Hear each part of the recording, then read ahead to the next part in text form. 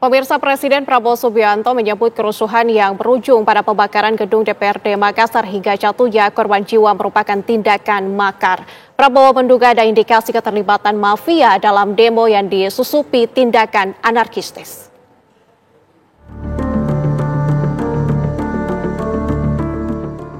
Aksi yang berlangsung di sejumlah daerah pada 28 hingga 31 Agustus 2025 dinodai dengan tindakan anarkistis.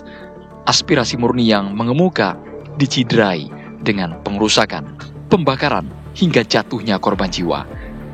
Salah satunya adalah kebakaran hebat yang menghanguskan gedung DPRD Makassar, Sulawesi Selatan. Prabowo berbelasungkawa karena rakyat tidak berdosa jadi korban. Dengan lantang, Prabowo meyakini bahwa kerusuhan dan membakar bangunan pemerintahan adalah makar. Ada korban yang benar-benar salah adalah yang buat kerusuhan. Sampai rakyat tidak berdosa, korban. Sulawesi Selatan 4 ASN, orang tidak bersalah, orang tidak berpolitik, korban. Gedung DPR dibakar. Ini tindakan-tindakan makar ini. Aparat negara akan selidiki siapa yang bertanggung jawab, ya. Saya menduga kita sudah ada indikasi-indikasi dan kita akan tidak ragu-ragu. Saya tidak ragu-ragu membela rakyat. Saya akan hadapi mafia-mafia yang sekuat apapun saya hadapi atas nama rakyat. Saya bertekad memberantas korupsi. Sekuat apapun mereka. Demi Allah, saya tidak akan mundur setapapun. Saya yakin rakyat bersama saya. Jika ada indikasi gejala di luar hukum yang mengarah makar, apa langkah Presiden untuk bongkar akal bulus nan tipu muslihat yang sudah membuat kegaduhan itu? Tim TV One mengabarkan. Pusing, gimana cara mendapatkan kebutuhan bahan bangunan sekaligus? Mau tahu solusinya?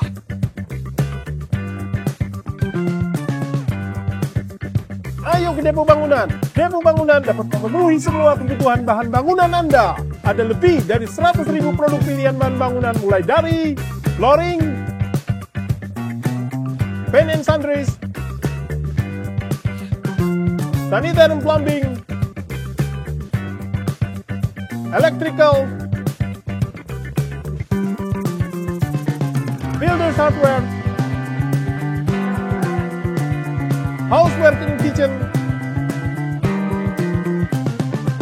tools and hobbies. Wih, lengkap ya, harganya bersaing. Ya, selain hemat, belanja di sini ada tambahan keuntungan. Ikut program belanja berhadiah 16 miliar Depo Bangunan. Belanja di Depo Bangunan, semakin untung, dan untung.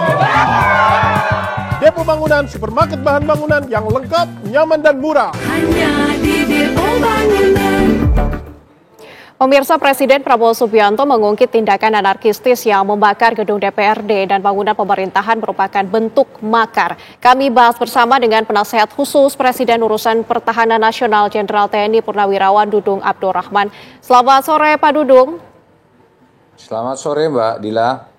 Pak Dudung, perusuh yang membakar gedung DPRD, bangunan pemerintahan ini menurut Presiden termasuk makar. Bagaimana Pak Dudung menangkap maksud Presiden soal makar dalam demonstrasi ini?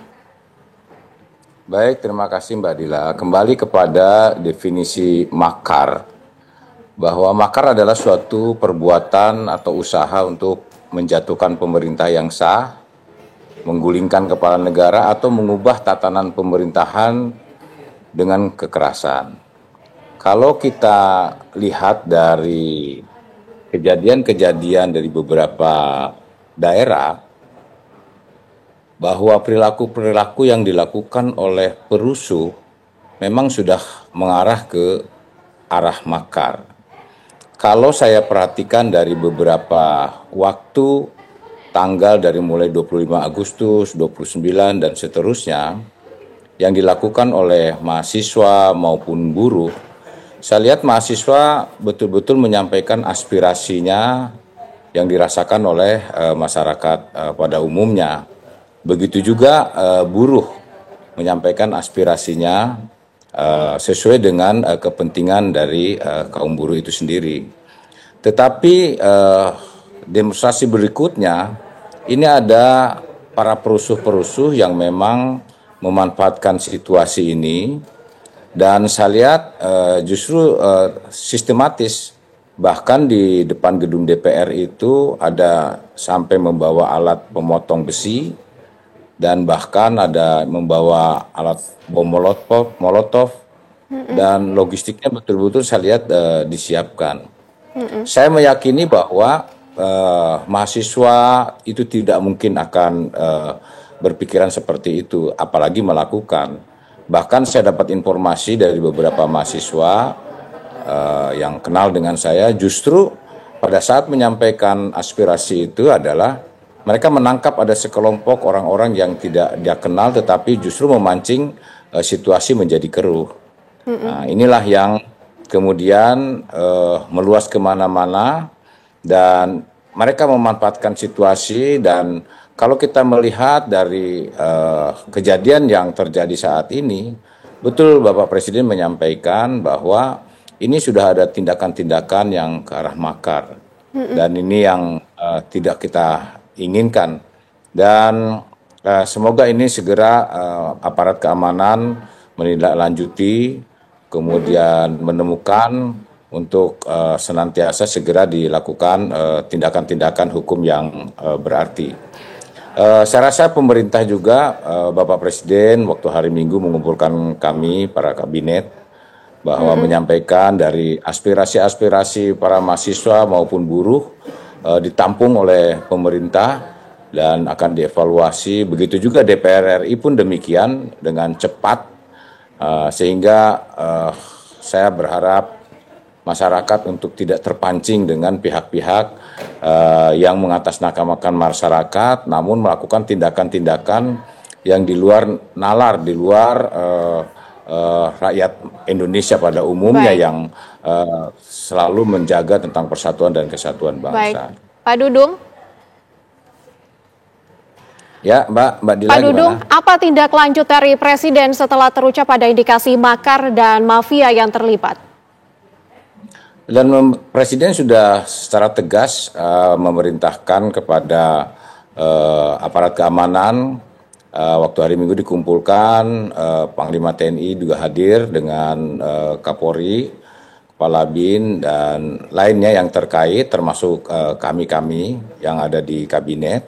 Beliau menyampaikan agar aparat penegak hukum melakukan tindakan yang setegas-tegasnya, artinya kepada para perusuh-perusuh itu. Dan Presiden menyampaikan juga akan mengevaluasi tentang kebijakan-kebijakan yang pro rakyat, karena pada intinya Bapak Presiden bagaimana mensejahterakan rakyat, bagaimana mengedepankan rakyat.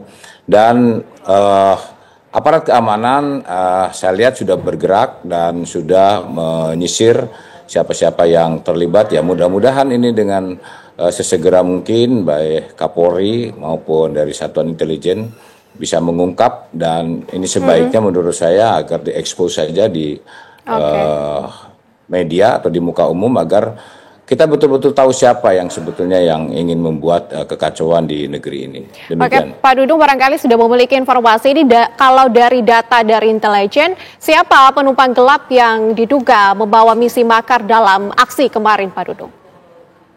Sampai saat ini saya belum menerima informasi itu, dan memang bukan kapasitas saya untuk menjawab ini.